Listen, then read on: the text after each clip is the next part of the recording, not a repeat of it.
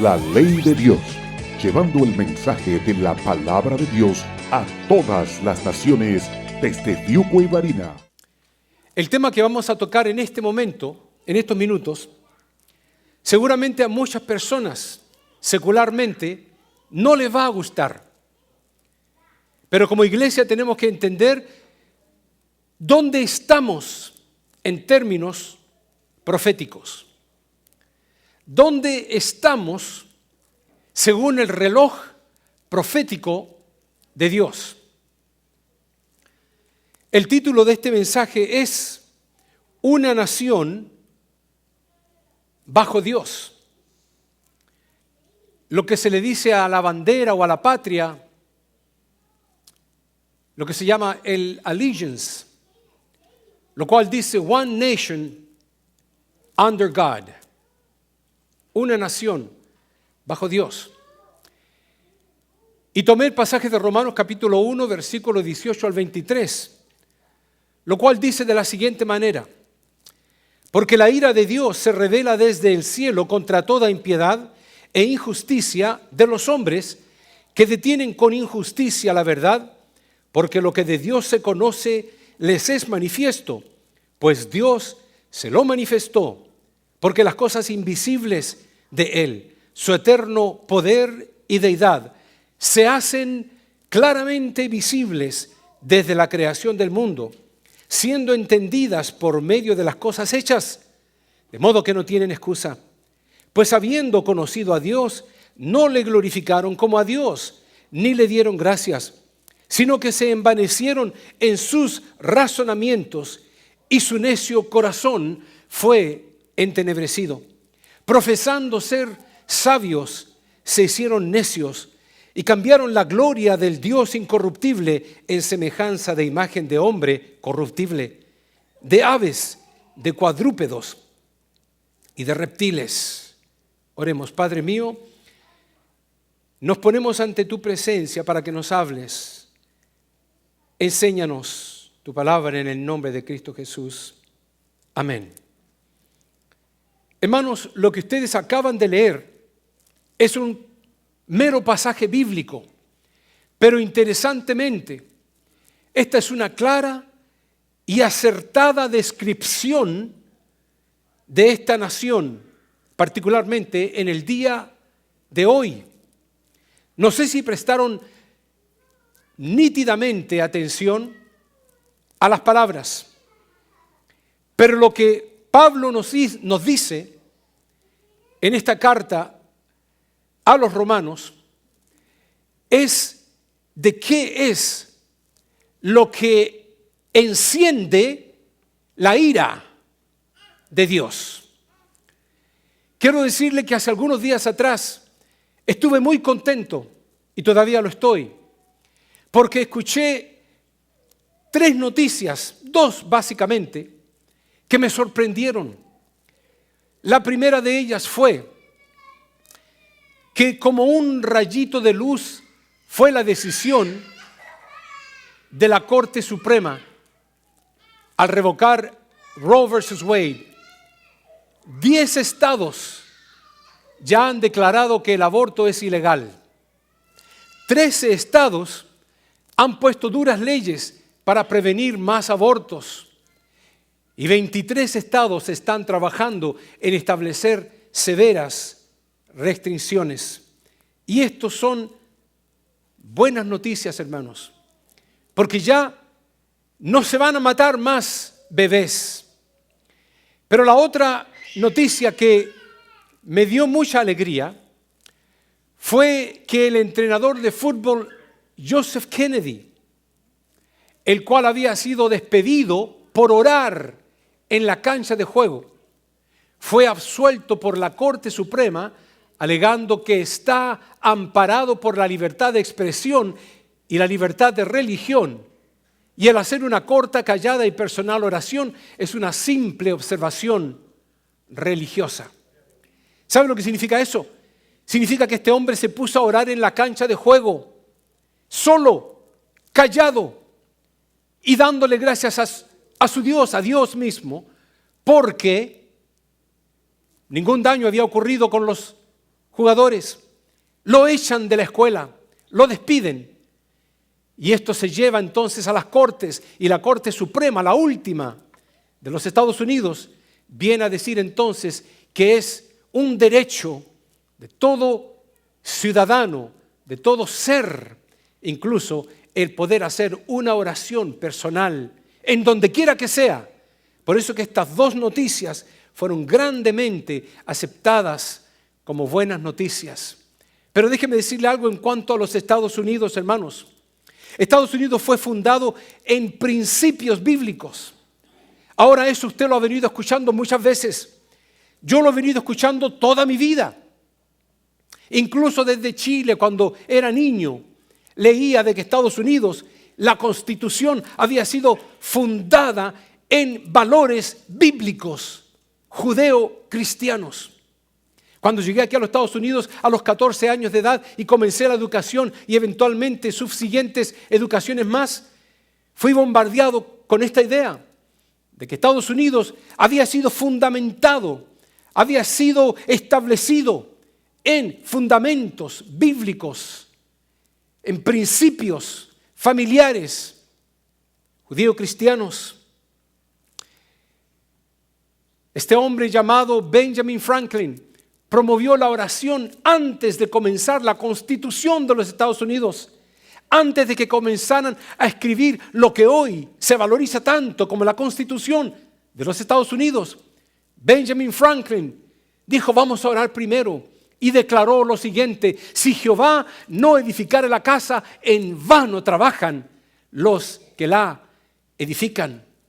Ese fueron los comienzos de los Estados Unidos, y quiero hacer un pequeño recuento. Por eso les dije, prepárense estos 20 o 25 minutos. Y este recuento es lo siguiente: uno de los primeros libros de enseñanza de las escuelas de los Estados Unidos se llamó el New England Primer. Estaba saturado de pasajes bíblicos que ensalzaban la devoción. ¿Saben a quién? A Cristo Jesús. Y era el libro de enseñanza en las escuelas. Otro libro de enseñanza llamado el McGuffey Reader, libro oficial de enseñanza pública, estaba repleto de instrucciones y principios bíblicos. Un hombre llamado Noah Webster, el que escribió uno de los más grandes diccionarios que existen en la actualidad, padre de la educación americana, dijo: la religión cristiana es la más importante y la que debe ser instruida a los niños. Por eso usted viene escuchando de que los Estados Unidos fue establecido en la palabra de Dios, y ahora estamos entendiendo por qué. Prestigiosas universidades de los Estados Unidos fueron fundadas en principios bíblicos también. La gran universidad de Harvard University, en su logo decía: la verdad para Cristo y la iglesia. Una verdad que ellos proclamaban desde un principio. La gran universidad de Yale inculcaba a sus estudiantes a buscar a Jesucristo como su personal salvador de sus almas. Universidades como esta, prestigiosas como la Universidad de Princeton University, tiene escrito en una parte superior del edificio, refiriéndose a la misma universidad: bajo Dios ella florece. Y el primer presidente de esa universidad declaró a todos los estudiantes: sea maldecida toda aquella enseñanza que es contraria a la cruz de Cristo. Fue Estados Unidos fundado en los principios judeocristianos hasta decir basta. Y comenzó a surgir esta nación y comenzó a abarcar terreno. Y cuando tenía guerras, ganaba. Y surgió en premios Nobel. Y surgió en educación. Y se le llamó el sueño americano.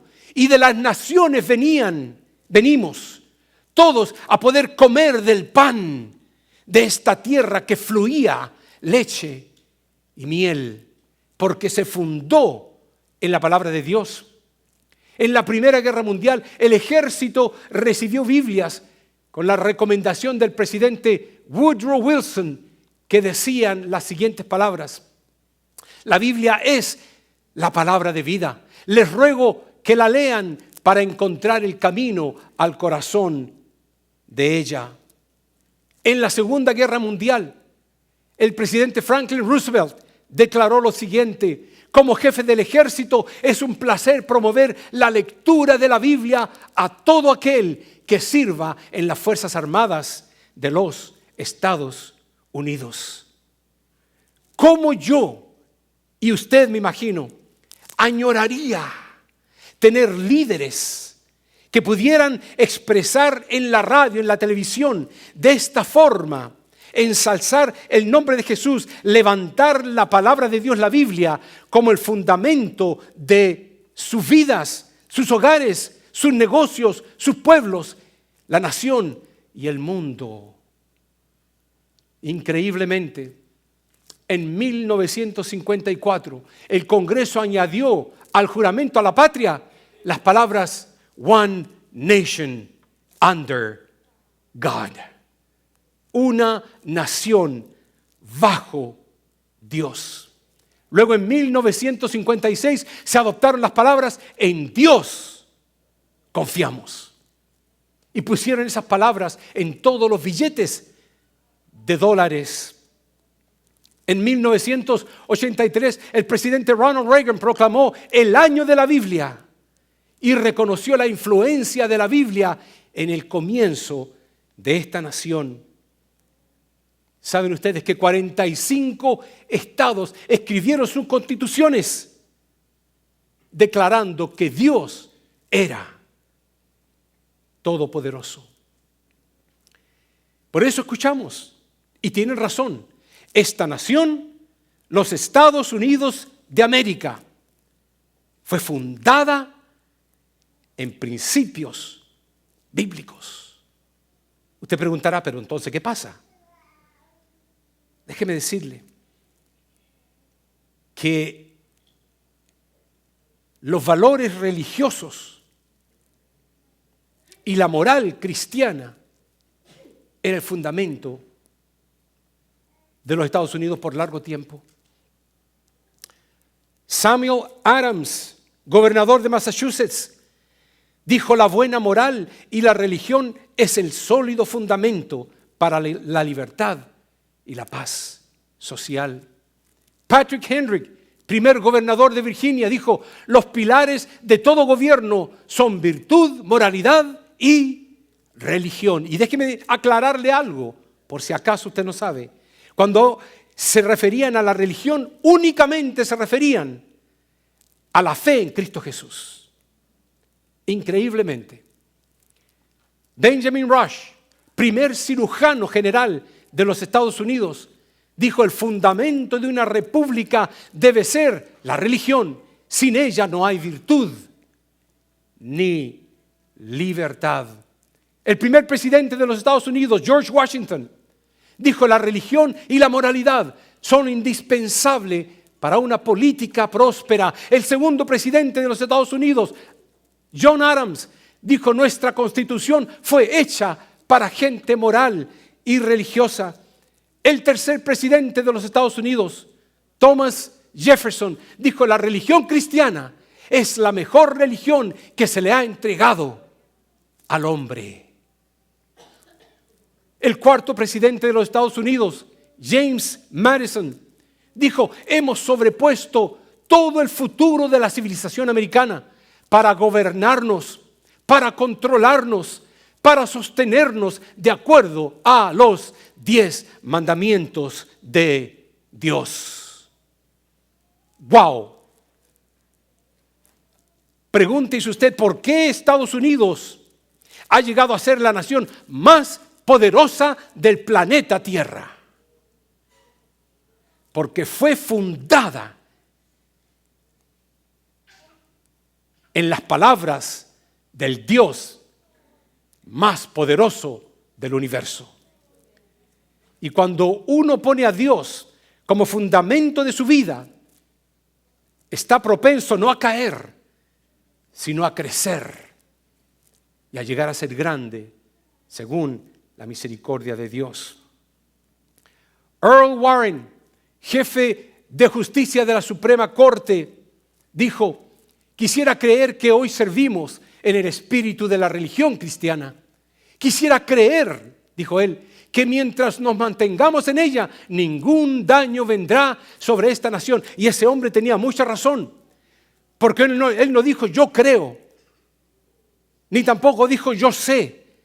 Pero ese hombre, jefe de la Suprema Corte, dijo quisiera, porque sabía dónde esta nación iba eventualmente. Y por eso dijo quisiera creer que hoy vivimos en el espíritu de la religión cristiana. Quisiera creer que si nos mantenemos en esto, vamos a sobrepasar todo problema. Dwight Eisenhower, 34º presidente de los Estados Unidos, dijo: sin Dios no podrá haber ninguna forma de gobierno americano, ni tampoco una forma de vida americana. Dennis Prager, columnista y comentarista judío, dijo lo siguiente: si América abandona sus valores judío-cristianos, estaremos en grandes problemas como los judíos en Europa. ¿Y qué le pasaron a los judíos en Europa? Fueron perseguidos y llevados a la hoguera. Todos saben lo que puede suceder. Uno de los mejores presidentes de los Estados Unidos, Ronald Reagan, el presidente número 40º presidente de los Estados Unidos, dijo: América necesita a Dios más de lo que Dios necesita a América. Si alguna vez nos olvidamos de que somos una nación bajo Dios, entonces vendremos a ser una nación que ha caído muy bajo. Wow. Hermanos, todo lo que he hablado es historia. Pero la palabra de Dios la leímos hace algunos minutos atrás.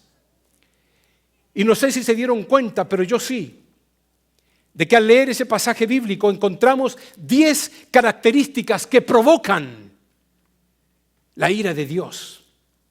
Y si usted se recuerda bien, esas 10 características se las voy a enumerar. Número 1, impiedad. Número 2, injusticia. Número 3, detienen la verdad. Número 4, no le glorificaron. 5, no le dieron gracias. 6, su corazón fue entenebrecido. 7, se envanecieron en sus propios razonamientos. 8, profesaron ser sabios. 9, se hicieron necios. Y 10, cambiaron la gloria de Dios por imagen de hombre. Se adora al hombre. Cuando leía estas 10 características y leía precisamente la tercera, detienen la verdad. No hay verdad en el día de hoy. Hay mentira. Se dice mentira por todos lados. Se trata de convencer a la gente de una cosa, pero cuando sale una verdad se aplaca, la esconden, la guardan, no la dicen. Y la gente cree en alguien o en algo y rechazan a otra persona que haya dicho la verdad. Por eso que la religión cristiana es aplacada. No la quieren escuchar. Porque la religión cristiana habla acerca de no cometerás adulterio. Algo que normalmente ocurre hoy en día con el amor libre y la unión libre sin casarse la gente, las parejas. Cuando un presidente se pone en la televisión y llega a decir: es una lástima, es un horror lo que ha ocurrido, de que ahora nos prevengan matar a los bebés, entonces tenemos que cuestionarnos: ¿dónde está esta nación? ¿Dónde quedaron los fundamentos en los cuales se fundó precisamente? Déjeme leerle la primera parte de lo que nosotros acabamos de leer. Y la segunda parte, lo que dice Romanos capítulo 1 del 24 al 25. Dice, por lo cual también Dios los entregó a la inmundicia en las concupiscencias de sus corazones, de modo que deshonraron entre sí sus propios cuerpos, ya que cambiaron la verdad de Dios por la mentira, honrando y dando culto a las criaturas antes que al Creador, el cual es bendito por los siglos. Amén. Se ensalza el hombre en el día de hoy.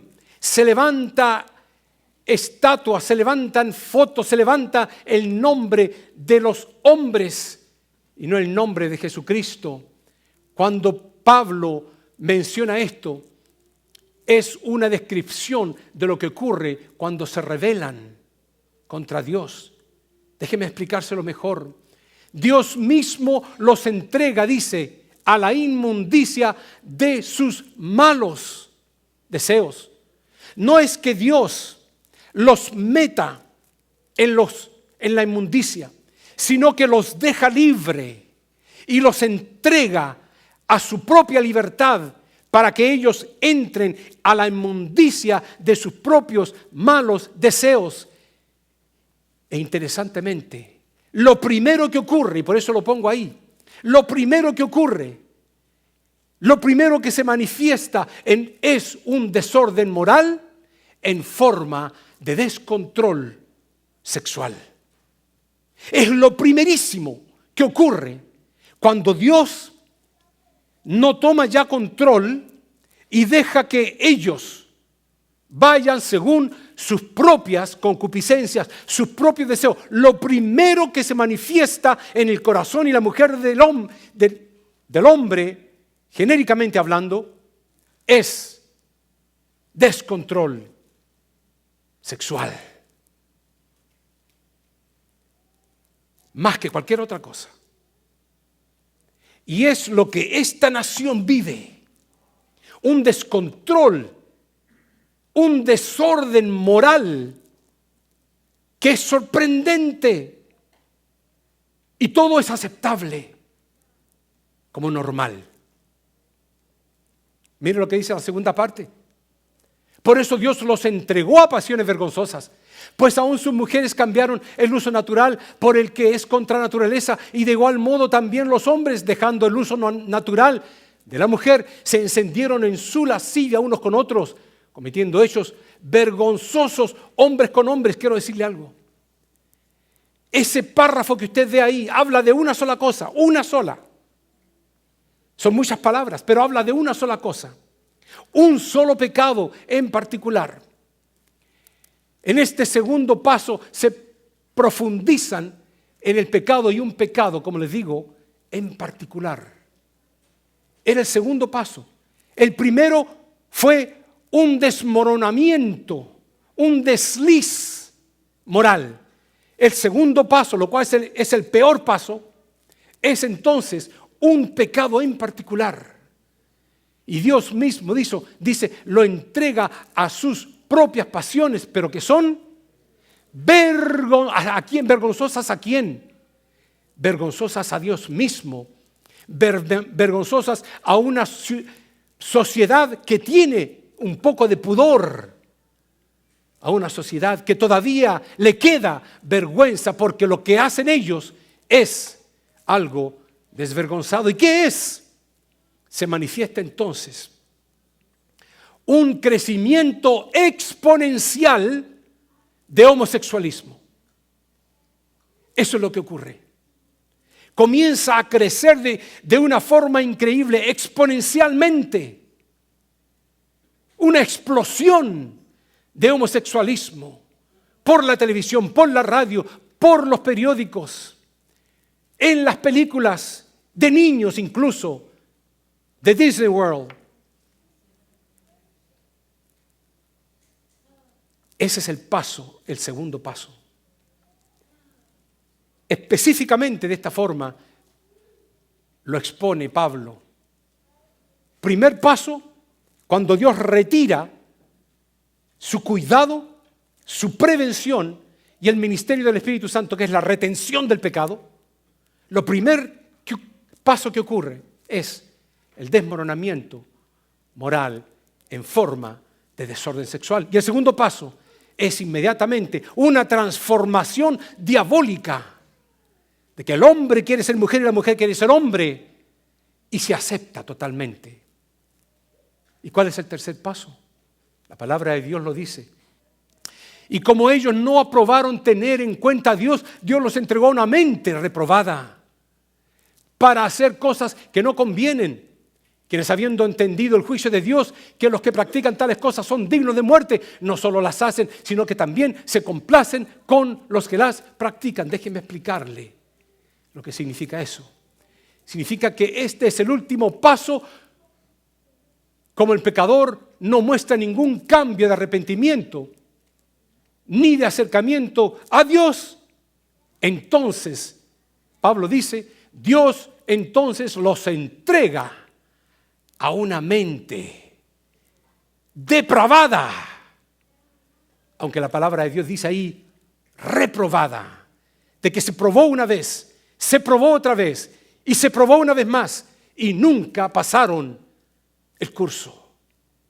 Y como no pudieron pasar el curso, Dios los entrega a una mente que repite y repite y repite y es reprobada continuamente.